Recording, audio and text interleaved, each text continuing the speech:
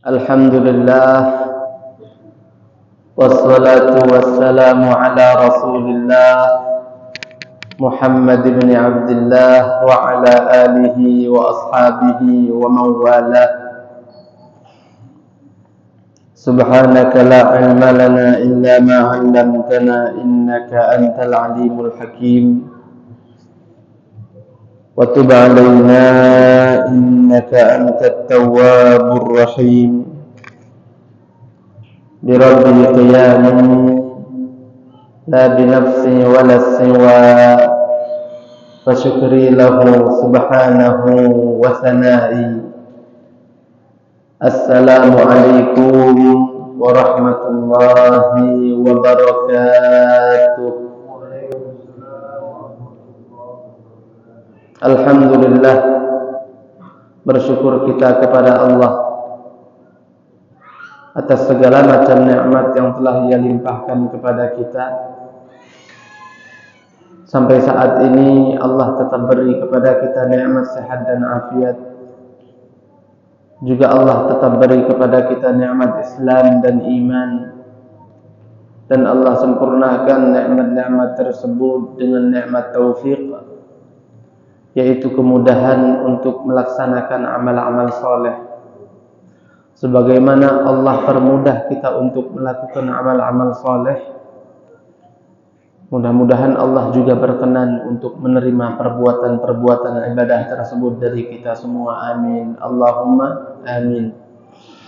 Salawat serta salam tak lupa kita hadiahkan kepada Nabi besar Muhammad sallallahu alaihi wasallam, al-insanul kamil, manusia yang sempurna, manusia yang Allah ciptakan segala semesta karenanya, manusia yang penuh dengan kasih sayang terkhusus kepada kita umatnya.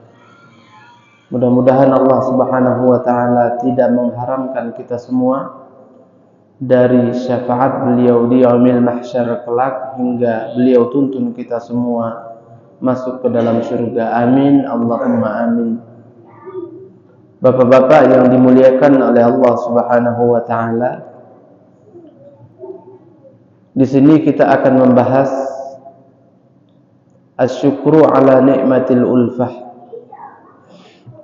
membahas sebuah pesan yang Allah subhanahu wa ta'ala berikan kepada muslimin muslimat yang ada di zaman Rasulullah sallallahu alaihi wasallam. Di dalam surah Al-Imran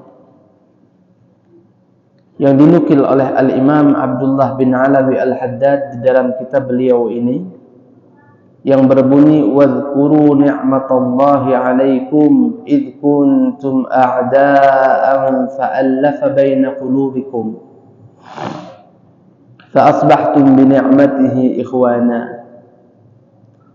Ini adalah pesan dari Allah untuk umat Islam yang dulu ada di masanya Rasulullah sallallahu alaihi wasallam. Lebih tepatnya lagi mereka penghuni Madinah. Dulu sebelum Rasulullah sallallahu alaihi wasallam masuk atau hijrah ke Madinah, Madinah masih bernama kota Yathrib, belum namanya Madinah. Nama kotanya adalah Yathrib. Di sana terdapat wabah penyakit yang banyak. Seringkali orang-orang di sana itu mengidap penyakit, sembuh nanti sakit lagi, sembuh nanti sakit lagi. Ada virus lah bisa kita bilang. Jadi Madinah adalah tempat penyakit. Yang lebih parahnya lagi, dua suku asli penghuni Madinah. Yang pertama adalah suku Aus, yang kedua adalah suku Khazraj. Dua suku asli Madinah Al-Munawwarah yang hidup mungkin bertetangga sudah ratusan atau bahkan ribuan tahun. Tapi subhanallah mereka selalu bertengkar, selalu cekcok, selalu bermusuh-musuhan. Ada yang ngomporinya, yaitu adalah orang-orang Yahudi yang dari luar ikut tinggal di sana. Ada 3 suku Yahudi di sana, Bani Nadhr, Bani Qainuqa, dan Bani Quraidah. Jadi ras Yahudi juga ada 3 keluarga besar di sana, Qainuqa, Nadhr, dan Quraidah. Qainuqa, Nadhr, dan Quraidah. Mereka orang-orang Yahudi inilah yang selalu mengadu domba di antara kedua penghuni asli, Aus dan Khazraj. Musuhan terus, cekcok, tengkar, ribut, ada korban, rebutan tanah, rebutan lahan, intinya tidak kelar-kelar. Sampai akhirnya ada seorang laki-laki dari Makkah Al-Mukarramah, namanya Mus'ab bin Umair, datang ke sana.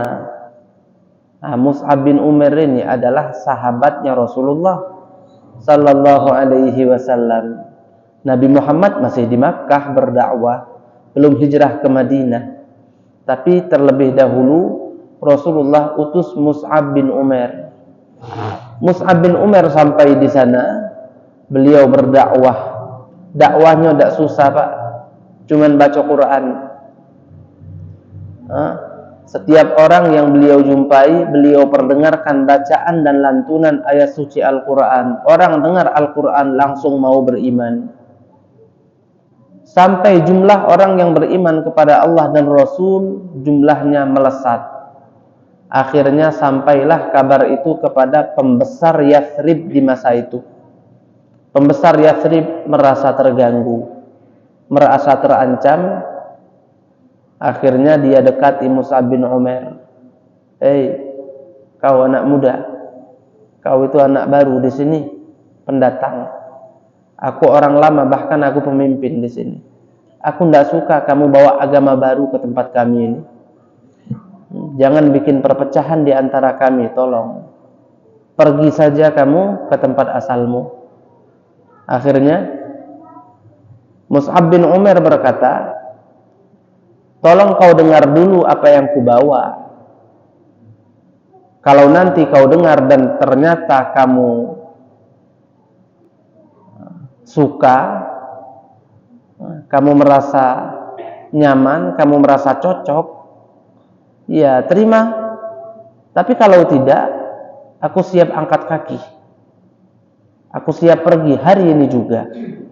Dengar jawaban Mus'ab bin Umair, akhirnya pembesar Madinah ini bilang, pembesar Yathrib ini bilang, ya sudah, ayo cepat, apa yang ingin kau perdengarkan kepadaku, biar cepat kau angkat kaki. Akhirnya Sayyidina Mus'ab bin Umair seperti biasa, beliau lantunkan ayat suci Al-Quran. Akhirnya mendengar lantunan ayat suci tersebut, orang ini hatinya langsung lunak. Beliau tertegun dan beliau menyadari bahwa yang dibawa ini bukan sembarangan ajaran. Ini bukan ucapan manusia. Tidak ada manusia bisa berkata-kata dengan perkataan yang indah sekali seperti ini. Al-Quran ini dahsyat, Pak. Cuman dasar kita kurang ngerti bahasa sastra Arab. Kalau kita ngerti sastra Arab, dengar Quran merinding bulu kuduk kita. Bahkan Sayyidina Umar bin Khattab itu orang yang paling keras dengan pendirian, paling tidak senang dengan Nabi Muhammad. Akhirnya lihat Quran, surah Toha. Beliau lihat itu ayat-ayat yang sungguh tak akan ada manusia yang mampu menuturkannya. Langsung beliau terjatuh berdiri di atas lututnya, nangis, minta dibawakan kepada Rasulullah sallallahu alaihi wasallam untuk bisa langsung mengikrarkan syahadat. Batu jadi kapas gara-gara Al-Quran. Dahsyat. Sampailah ini Sayyidina Mus'ab bin Umair berdakwah seorang diri di Madinah tanpa ditemani Rasulullah. Tidak repot-repot Nabi itu di Madinah itu. Nabi belum nyampe, ngutus Mus'ab bin Umair dulu. Kamu ke sana duluan, bawa Quran untuk berdakwah. Sampai akhirnya pembesar Madinah ini, udah, aku beriman. Tidak mampu untuk menolak kebenaran yang dilantunkan kepadanya, akhirnya beriman kepada Allah. Kepalanya sudah beriman, pembesar dan pemimpinnya sudah beriman, bawahannya semuanya ngikut serempak. Oh, satu hari ribuan orang-orang yang ada di Yathrib semua mengikrarkan syahadat. Dahsyat. Itulah dakwahnya Al-Quran. Lah Rasulullah 13 tahun kok tidak banyak yang beriman. Orang Makkah sombong. Bahkan mereka menyumbat mulut orang-orang Islam untuk membaca Al-Quran. Mereka tidak senang. Jangan kalian baca ayat-ayat sihir itu untuk kami. Sayyidina Abu Bakar As-Siddiq baru-baru beriman itu beliau bangun seperti kamar atau ruangan yang tidak besar, bangunan kecil saja untuk beliau berkhalwat beribadah di situ terkhusus untuk baca Al-Quran.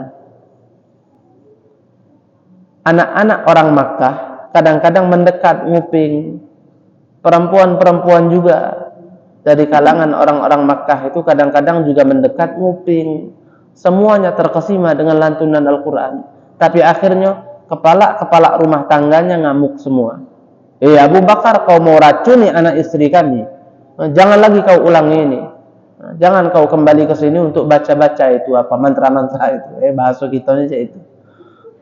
Jadi Al-Quran itu tidak diberi kesempatan untuk dilantunkan di tengah-tengah penghuni Makkah. Tidak mau mereka. Sebab mereka yakin kalau Al-Quran dilantunkan, maka yang mendengar itu langsung akan lunak hatinya. Sama seperti Utbah bin Rabi'ah. Utbah bin Rabi'ah ini menawarkan sebuah solusi kepada para pembesar Makkah yang sudah pusing tujuh keliling menghadapi dakwah Nabi. Sudah dibunuh beberapa orang yang beriman kepadanya. Sudah disiksa beberapa orang yang beriman kepadanya. Muhammad juga sudah kita sakiti fisiknya, sudah kita cemarkan nama baiknya, sudah kita ancam. Pokoknya sudah semua usaha dikerahkan, tapi percuma. Akhirnya Utbah bin Rabi'ah menawarkan, bagaimana kalau kita tawarkan kepada Muhammad agar dia mau berhenti berdakwah. Kita tawarkan apa saja yang dia mau akan kita beri. Yang penting jangan berdakwah lagi. Akhirnya subhanallah, Utbah bin Rabi'ah mendatangi Nabi. Katanya, ya bena akhi, wahai anak saudaraku. Ya, karena orang Quraisy itu semuanya bersaudara. Keluarga besar mereka itu. Wahai saudaraku, aku ingin menawarkan kepada kau beberapa tawaran. Semoga ada di antara yang kutawarkan kepada engkau, kau bisa terima. Kata Rasulullah, silahkan, aku akan dengar apa yang kau tawarkan. Akhirnya Utbah bin Rabi'ah berkata, ya Muhammad, kau selama ini bertahun-tahun sudah berdakwah untuk mengajak orang beriman kepada Tuhanmu dan juga kepada dirimu. Itu sebenarnya tujuannya apa? Apakah kamu pengen kaya? Atau pengen jadi pemimpin? Atau bahkan ingin jadi seorang raja? Atau kamu ingin perempuan yang cantik? Pengen apa? Kalau kamu berdakwah ini karena pengen kaya, hari ini kami sumbangan. Kami akan jadikan kau orang terkaya di antara kami. Yang penting kau stop, jangan berdakwah lagi. Terus, kalau ternyata pendorongmu untuk berdakwah ini adalah karena kamu ingin menjadi pemimpin di Makkah, kami akan jadikan kau pemimpin. Atau kau ingin jadi seorang raja, mungkin kita akan buat kerajaan di Makkah ini, rajanya kamu. Yang penting stop, jangan lagi berdakwah. Atau kata Utbah bin Rabi'ah, semua apa yang kau ajarkan kepada kaummu itu adalah hasil dari halusinasi, adalah sesuatu sakit jiwa maksudnya. Itu semua adalah halusinasi dan khayalan belaka darimu. Maka kami akan carikan tabib dan dokter untuk mengobati penyakit pikiranmu. Ngejek juga di ujungnya, Pak. Akhirnya kata Rasulullah, sudah, Bu, selesai. Mau sambung lagi atau sudah cukup sampai di sini? Sudah, ini saja kata Utbah. Ya sudah, kalau begitu giliran gantian, sekarang giliranku. Kau dengar ya. Akhirnya Rasulullah melantunkan ayat suci Al-Quran surah Fussilat. A'udzubillahi minasyaitonirrajim. Bismillahirrahmanirrahim. Hamim. Tanzilun minarrahmanirrahim. Kitabun fussilat ayatuhu Qur'anan Arabiyya. Sampai beberapa ayat setelahnya. Mendengar Al-Quran ini, Utbah bin Rabi'ah diam 1000 bahasa. Tidak bisa ngomong apa-apa. Sampai selesai, dia berdiri dan tidak komen apa-apa kepada Nabi. Dia langsung temui kaumnya, para pembesar-pembesar Quraisy, yang dia adalah pewakil dari mereka semua. Apa kata Utbah? Hei, demi Allah, sungguh yang Muhammad baca tadi itu adalah perkataan yang tidak akan pernah mungkin bisa dikarang dan dirancang oleh manusia manapun. Bahkan jin sekalipun tidak mampu untuk mengatakan apa yang dia barusan saja tadi bacakan kepadaku. Indah sekali katanya. Sungguh indah kata-katanya. Sudah, biarkan Muhammad berdakwah, kata Utbah. Biarkan dia berdakwah, sudah, jangan halangi. Kalau ternyata ada orang Arab selain kita yang risih dengan dakwahnya dan mereka menghabisi Muhammad, ya kita tidak payah-payah. Kalau memang ada orang Arab lain yang risih dengan dakwahnya Muhammad dan mereka menghabisi Muhammad, kita tidak repot-repot, selesai sudah urusan. Tapi kalau ternyata tidak, Muhammad malah berhasil dalam dakwahnya, dia jadi orang besar, umat yang jadi banyak, pengikutnya jadi ramai, ya kita juga melok menang katanya. Kita juga ikut menang sebab dia itu dulur kita. Kalau namanya terangkat, otomatis masyarakat Makkah juga terangkat. Putra Makkah Al-Mukarramah. Harum namanya. Kita melok wangi, melok menangnya baca. Sebab ya, dia seakan-akan sudah skeptis dengan pendiriannya. Dia yakin ini sangat hebat yang dibawa ini. Kemungkinan besar akan berhasil dakwahnya Nabi Muhammad ini. Nah, itu yang dikatakan oleh Utbah bin Rabi'ah. Akhirnya para pembesar Quraisy, apa yang mereka katakan? Laqad saharaka Muhammad. Ya Utbah, kamu tidak sadar. Sepertinya kamu sudah kena sihirnya Muhammad. Kamu sudah kena sihir Muhammad. Aku tidak kena sihir Muhammad. Kena sihir kamu udah. Tidak mau ngakui masih. Jadi mereka itu menganggap Al-Quran itu adalah perkataan-perkataan sihir yang menghipnotis. Itulah tetap tidak dapat hidayat mereka. Walid bin Al-Mughirah, kalau tidak salah satu lagi Abu Jahal atau siapa. 2 orang pembesar Quraisy Makkah. Malam-malam itu seringkali nguping, menempelkan telinga mereka ke dinding rumah Nabi. Tidak janjian. Tengah dalu, yang satu di dinding sebelah kanan rumah, yang satu di dinding sebelah kiri rumah. Dari luar nempelkan kupingnya ke dinding rumah Nabi. Ngapain? Nguping tahajudnya Nabi. Nabi tahajud baca Al-Quran. Kedengeran dari luar rumah kalau nempelkan telinga di dinding tadi. Oh, menikmati mereka. Akhirnya pulang, ketemuan di pintu depan. Loh, ngapain kamu di sini? 2 wong nih berkawan nih, tidak nyadar kalau masing-masing lagi nguping tidak nyadar kalau temannya juga ada di situ. Akhirnya saat Nabi Muhammad selesai baca Quran di malam hari beres, mereka mau pulang, tabrakan di depan rumah. Loh, dari mana kamu? Ayo, dari mana? Lah kamu dari mana? Saling tanya jadi. Si kok buka omongan, aku nih nguping di sini.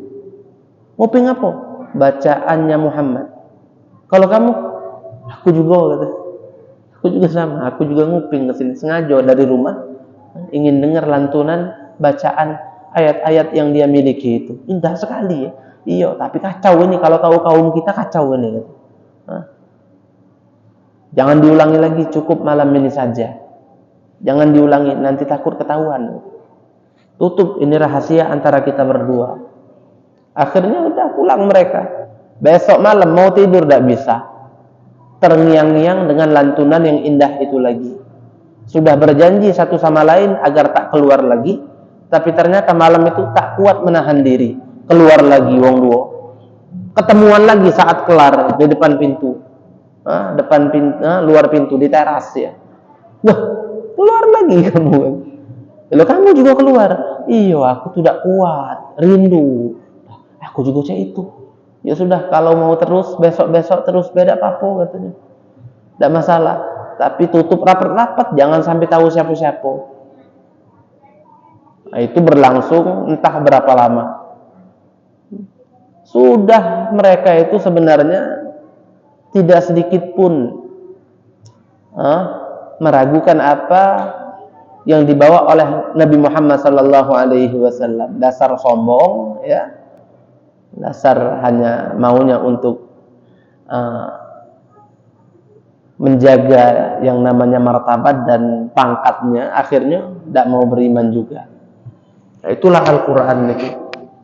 Jadi orang-orang Makkah bukan tidak terkesima dengan lantunan Al-Quran itu, bukan. Tapi karena mereka selalu menutup telinga untuk tidak mendengarkannya. Tahu-tahunya masih nguping juga. Subhanallah, seperti itulah Sayyidina Mus'ab bin Umair. Sayyidina Mus'ab bin Umair diutus Nabi, ayo kamu ke Madinah, ke Yathrib, berdakwah di sana. Bagaimana aku berdakwah ya Rasulullah? Lantunkan saja Al-Quran setiap kepada orang yang ingin mendengar seperti apa kita punya agama. Beriman semua akhirnya. Nabi Muhammad datang di sana disambut oleh ribuan mukminin, mukminat, muslimin, muslimat. Tala'al badru alaina. Sampai ribuan orang nyambut udah. Iya, tidak perlu capek-capek Nabi itu mengislamkan orang Madinah itu, tidak capek, santai be. Bukan dalam artian santai seperti apa, maksudnya Nabi tidak perlu ke sana, utus saja Mus'ab bin Umair. Di sini kita dapat pelajaran bahwa kita itu tetap bisa berdakwah tanpa Nabi Muhammad sekalipun. Yang penting ajarannya kita bawa. Kita bisa berdakwah. Nabi Muhammad tak ada lagi, dakwah Islam lanjut. Iya, Nabi Muhammad meninggal dunia, tapi yang kita sembah Allah bukan Nabi Muhammad. Dakwah Islam lanjut. Tapi tak ada nabi lagi. Yang memimpin kita siapa? Ya para ulama lah, siapa lagi? Iya, para umara yang ada iman dan takwa kepada Allah, para ulama yang memang alim amil, ngamalkan ilmunya. Mereka itu dakwah Islam jalan terus. Selagi Quran ada bersama kita, kita pede. Jangan jauh-jauh dari Quran. Kalau senjata kita adalah Al-Quran, kita akan menggapai apa yang kita inginkan. Amin Allahumma amin. Jadi seperti itulah dakwahnya Mus'ab bin Umair. Beriman semua orang-orang Madinah Al-Munawwarah, alhamdulillah. Yang dulunya bermusuh-musuhan orang Madinah tadi kita sampaikan di awal, setelah mereka beriman kepada Allah dan Rasul, akhirnya permusuhannya hilang. Nah, ini nikmat. Ini adalah nikmat yang asalnya cekcok, bertegangan terus, bermusuhan terus, akhirnya mereka terdamaikan oleh agama. Nah, apalagi sudah Nabi Muhammad tiba di sana. Madinah itu mulai bercahaya sudah. Nabi Muhammad belum sampai saja, Mus'ab bin Umair baru sampai, Nabi Muhammad belum. Itu Madinah Al-Munawwarah sudah mulai bercahaya dengan cahaya Al-Quran. Sampai Nabi Muhammad tiba di sana, Yathrib yang asalnya Yathrib rubah nama Al-Madinah Al-Munawwarah. Kota yang penuh cahaya. Yang asalnya banyak virus dan wabah penyakit. Nabi doakan, ya Allah pindahkan wabahnya. Pindah ke tempat lain, tidak ada lagi orang sakit seperti sebelumnya. Dan beliau pun berdoa, ya Allah, jadikanlah keberkahan yang ada di kota Madinah ini 2 kali lipat lebih hebat ketimbang keberkahan yang ada di kota Makkah. Makkah menjadi berkah karena pendirinya, yaitu Ismail dan Nabi Allah Ibrahim alaihi salatu wassalam. Berkahnya hebat luar biasa. Tapi Madinah Al-Munawwarah 2 kali lipat berkahnya lebih hebat. Karena doanya adalah doa Nabi Muhammad sallallahu alaihi wasallam. Dan lebih hebatnya lagi, permusuhan yang terpelihara selama ratusan tahun jadi hilang dan sirna, disatukan oleh la ilaha illallah Muhammadur Rasulullah. jadi klub. 3 ras Yahudi yang sudah kian lama memanas-manasi dan ngompor-ngomporin agar mereka terus bermusuh-musuhan, panas, tidak suka hati mereka. Kenapa? Yang diadu domba tidak bisa lagi diadu. Sudah ada yang menengahinya dan memimpinnya dalam persatuan yang sangat kuat dengan agama yang benar, yaitu Nabi Muhammad sallallahu alaihi wasallam. Nah, itu nikmat itu. Itu nikmat. Bermusuhan akhirnya tidak lagi musuhan, itu nikmat besar itu. Iya, bayangkan kita tinggal di komplek elit tapi musuh-musuhan orang-orang yang ada di dalamnya. Pusing. Fulan sama fulan ndak akor, si anu sama si anu ndak akor, bapak itu sama bapak itu ndak akor. Ndak nikmat tinggal di situ. Kenapa? Banyak yang musuh-musuhan. Banyak yang selek. Apalagi kalau seleknya di rumah ibadah, kacau itu. Ya. Jadi ndak enak. Nah, orang Madinah sebelum datang Nabi, sebelum datang Islam, seperti itulah keadaan mereka. Bahkan permusuhannya antar kabilah. Bukan lagi antar kepala keluarga, bukan, antar suku dengan suku satunya lagi. Akhirnya Allah satukan mereka dengan Islam dan dengan Nabi Muhammad sallallahu alaihi wasallam. Itu nikmat. Nah, ingat tuh nikmat itu, kata Allah, "Wadhkuru ni'matallahi 'alaikum." Kalian ingatlah semua dengan nikmat yang telah Allah beri kepada kalian. Apa nikmatnya? "Idz kuntum a'da'an fa'alafa baina qulubikum." Yang pada mulanya kalian itu saling bermusuh-musuhan, akhirnya Allah persatukan antara hati kalian satu sama lain. Jadi bersaudara. Innamal mu'minuna ikhwah. Sesungguhnya orang-orang yang beriman itu bersaudara. Kalau kita, Pak, sesama Islam zaman ini galak bermusuhan, berarti iman kita dipertanyakan. Kenapa iman kita tidak bisa menyatukan kita? Iman itu penyatu umat. Agama Islam itu ya penyatu umat. Kalau kita Muslim, agama kita Islam. Kalau kita mukmin, kita punya iman. Tapi ternyata Islam dan iman tidak bisa membuat kita bersatu. Bukan Islam dan imannya yang gagal, tapi kita ini ada apa di dalam diri kita. Mungkin keras hati, ya wallahu a'lam. Jadi Islam ini pemersatu. Innamal mu'minuna ikhwatun. Sesungguhnya orang-orang yang beriman itu bersaudara. Ukhuwah Islamiyah. Persaudaraan Islam itu dahsyat. Itu cara Nabi Muhammad sallallahu alaihi wasallam untuk mempererat hubungan di antara orang-orang Muhajirin dan orang-orang Ansor dengan Islam, dengan iman. Orang-orang Muhajirin itu hijrah dari Makkah ke Madinah, banyak harta tinggal. Ada yang punya toko, tokonya ditinggal. Ada yang punya kebun, kebunnya ditinggal. Yang punya rumah, lah tentu tidak mungkin bisa bawa rumah. Rumahnya ditinggal. Semua harta ditinggal. Makanya hijrah itu dakwah. Hijrah itu adalah ibadah hebat.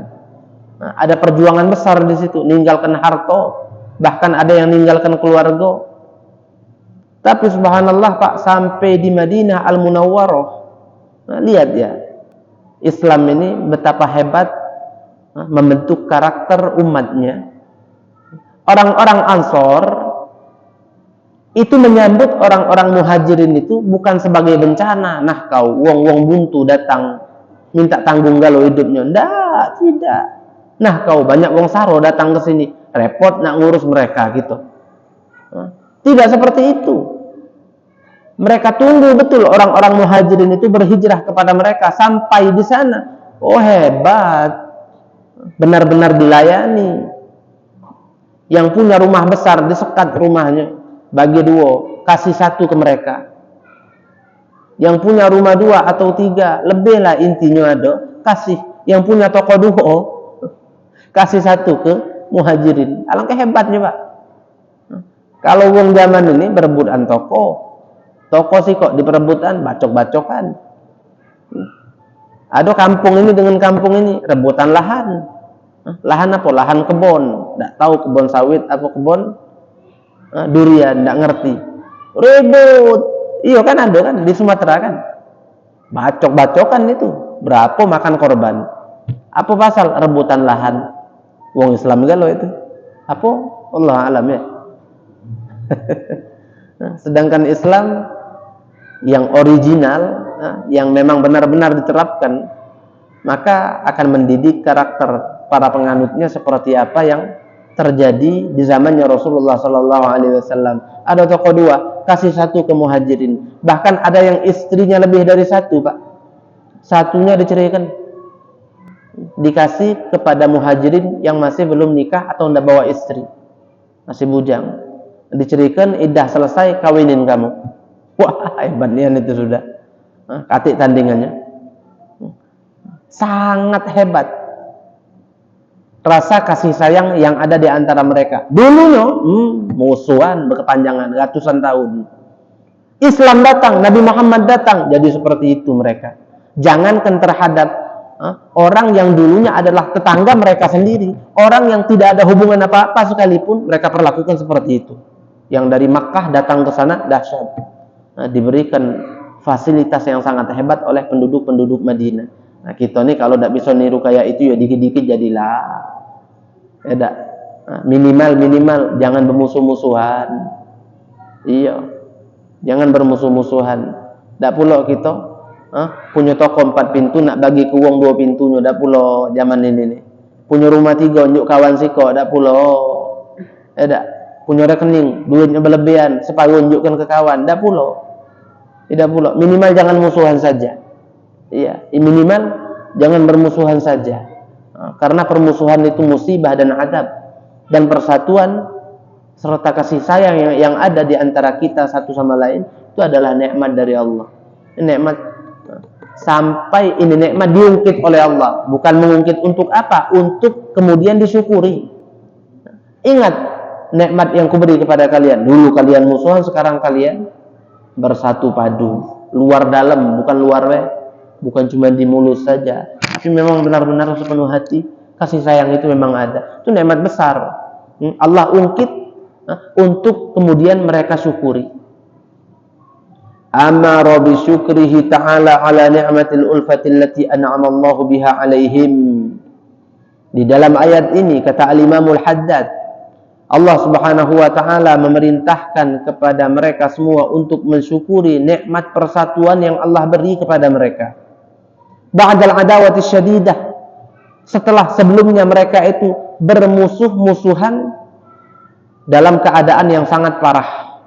Allati kanat bainal Ausi wal Khazraj, yang ada permusuhan tersebut di antara kedua suku Madinah asli, yang satu namanya suku Aus, yang satu namanya suku Khazraj.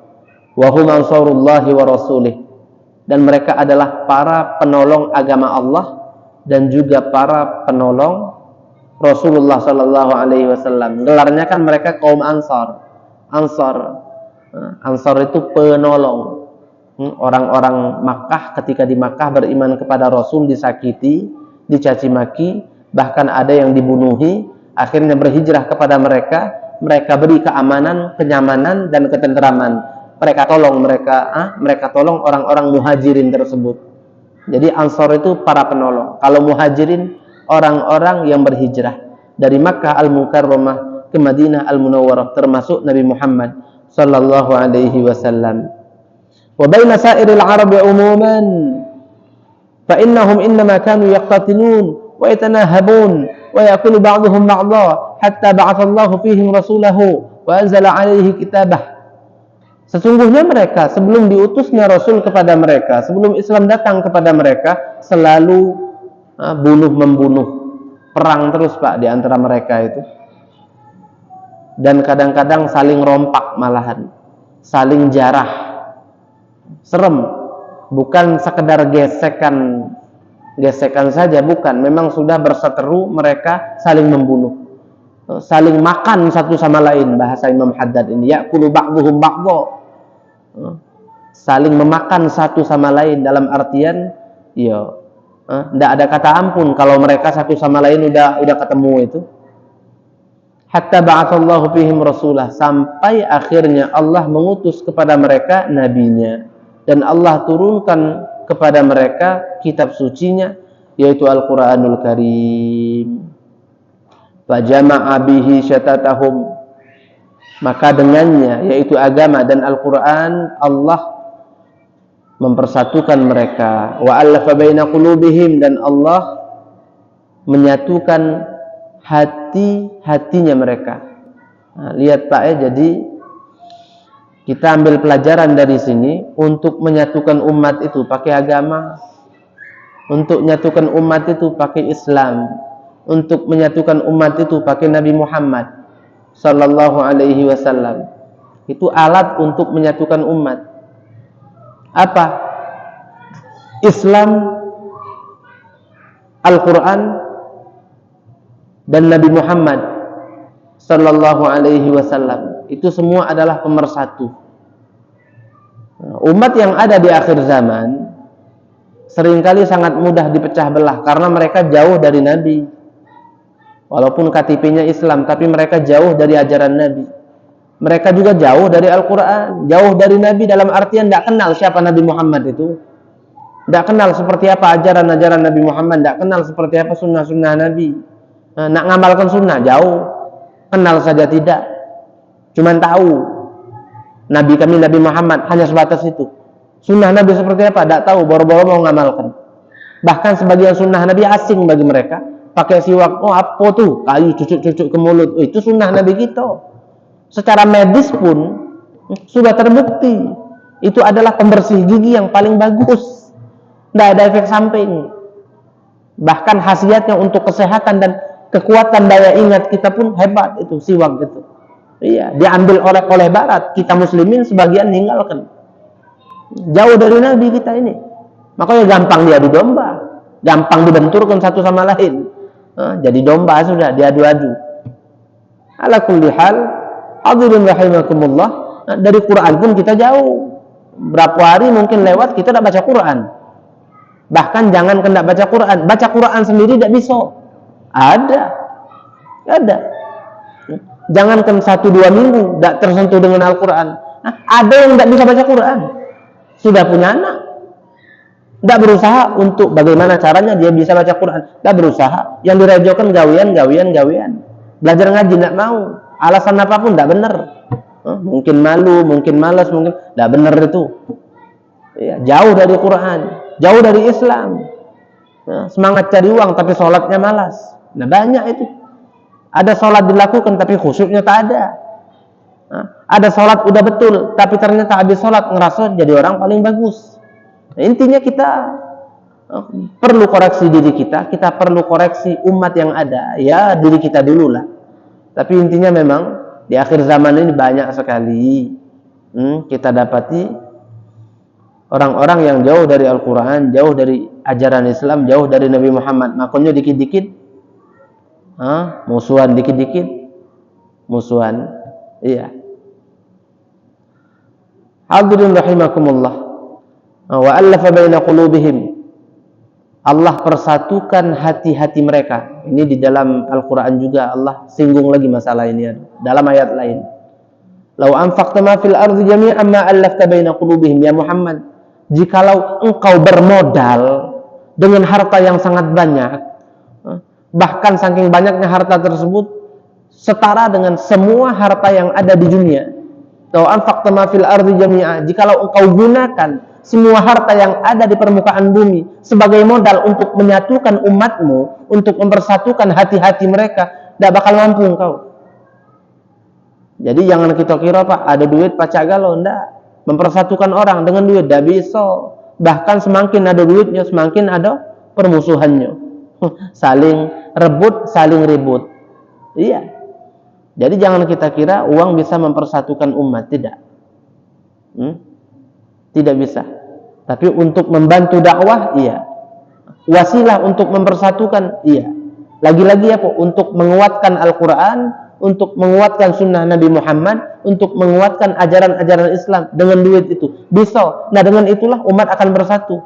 Bukan dari awal tanpa melibatkan Al-Quran, tanpa melibatkan Islam, tanpa melibatkan Nabi Muhammad. Dengan uang itu saja kita mau menyatukan umat. Tidak bisa Pak. Tambah ribut, uang rebutan. Iya, jadi uang bisa dijadikan sebagai alat penguat dakwah Al-Quran, penguat dakwah Nabi Muhammad, penguat dakwah Islam. Jadi Al-Quran, Nabi Muhammad, dan juga ajaran Islam tetap harus dilibatkan. Baru bisa. Bukan hanya dengan uang saja, tidak bakal bisa itu. Iya. Nah, adik-beradik bermusuhan pasal apa? Peninggalan harta waris, duit, muat uang musuhan. Nah, kawan sejoli, akhirnya bisnis bareng, maju, sikok ngerebut, musuhan, akhirnya ala kulli hal. Nah, di sini kita dapat pelajaran besar bahwa jangan jauh-jauh dari ajaran Islam, jangan jauh-jauh dari ajaran Nabi Muhammad, jangan jauh-jauh dari Al-Quranul Karim, maka insyaallah persatuan akan ada. Amin Allahumma amin. Dan persatuan adalah nikmat terbesar yang Allah beri kepada kita. Bersatu kita teguh, bercerai kita runtuh, gitu ya. Allah a'lam bissawab. Hadza ma naqulu lakum wal 'afwu minkum. Kita tutup dengan doa bersama. A'udzu billahi minasy syaithanir rajim. Bismillahirrahmanirrahim. Alhamdulillahi rabbil alamin. Allahumma salli wa sallim ala sayyidina Muhammad wa ala ali sayyidina Muhammad.